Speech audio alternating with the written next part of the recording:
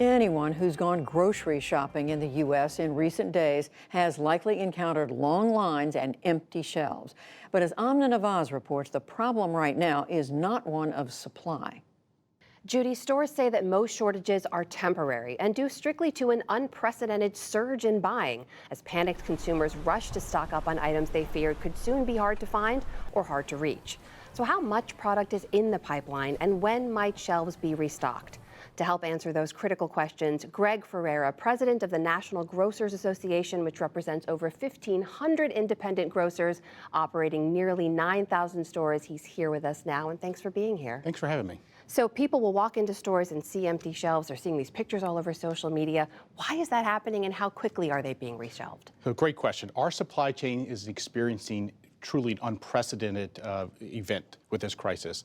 We have never seen levels like this across the United States, and that is actually impacting the supply chain. So when you go into stores, if you see empty shelves, it's taken us a while to get the product flowing through supply chain back to the stores, but it is coming. It is coming through our warehouses. It is coming to the stores.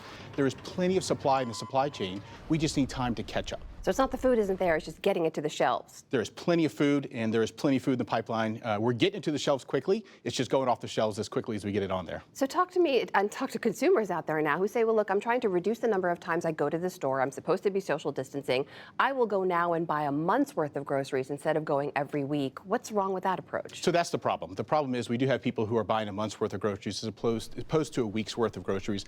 And we ask people just to remain calm, buy what you need for this week, for a week and a half, take care of yourself, and that'll allow us to catch up, allow us to get the supply chain restocked, get product back on stores, and that also helps your neighbor, right? Your neighbor is looking for the same stuff you're looking for. So give us time, buy what you need now. We want you to take care of yourself, and we'll have product back on the shelves very soon. We all have to take care of each other, right? What about ripple effects down the line? If transport is disrupted, if the food supply chain is disrupted further, the longer this goes on, can it be harder to resupply those shelves? So here's the good thing about our food supply in the United States. For the most part, most of the food is produced domestically and even regionally and locally. So we have a very strong supply chain. That supply chain has a lot of redundancies in place, and so we feel very confident about that. We've also been working with the government, both federal, state, and local, to ensure that grocery stores, food manufacturers are considered what we call Tier 1 responders. So they're able to be essential workers, and we can get them to our plants, to our stores, and make sure the product's getting through to consumers. So when you say Tier 1 employees there, I wanted to ask you about some news I read in Vermont and Minnesota. They basically said everyone who works in the grocery store is now an emergency worker. That means they're eligible for things like free childcare so they can go out and do their jobs. Should that be happening across the country? It is happening in different areas in different states. Every state is different, but it's been wonderful to see government really rally around the food sector and support our frontline workers who do an absolutely amazing job in the stores right now. And so our members, our industry is working with their state governments to ensure there's more benefits like that coming down the pike. And our stores are being flexible. They're working with their customers to the extent, working with their employees to the extent they can and making sure they're supporting them throughout this time. And you're looking for more of those workers right now, is that right? Absolutely. So we're absolutely looking for more workers, not only in our stores, but in our wholesale distribution centers as well. And this is a great opportunity for people who may be impacted, may have lost their jobs or be temporarily have seen a reduction in hours. Go to your local supermarket, look online, look at these wholesale distributors that are out there. They're looking for workers. We'd love to have you at this time. Tell me a little bit about how you're making sure those frontline workers, as you call them, are protecting themselves. Does everyone wear gloves? Are you wiping down product? Should customers be wiping down that product before they take it home? So the most important thing is we're following federal, state, and local guidelines when it comes to protecting our employees, protecting our customers in the store.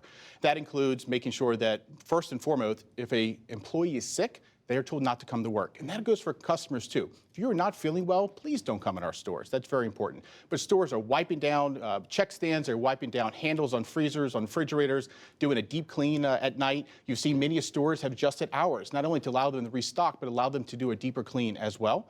And so we're taking precautions, we're making sure that everyone is safe and taken care of, and we look forward to continuing to serve our customers. You know, bigger picture, I got to ask you, you see more people shopping online as they're avoiding going into these public spaces and into stores. Do you see this moment in time as changing the way we shop for groceries? I definitely think we're obviously seeing an uptick in e-commerce and in online orders, both in terms of click and collect, but also in terms of delivery. And I do think we'll see an uptick in that going forward. But people also do still enjoy going to their grocery store. They enjoy selecting their produce, selecting their meat, and I think that's going to continue for some time. Bottom line, the food is there. Don't panic. Buy what you need. Yes.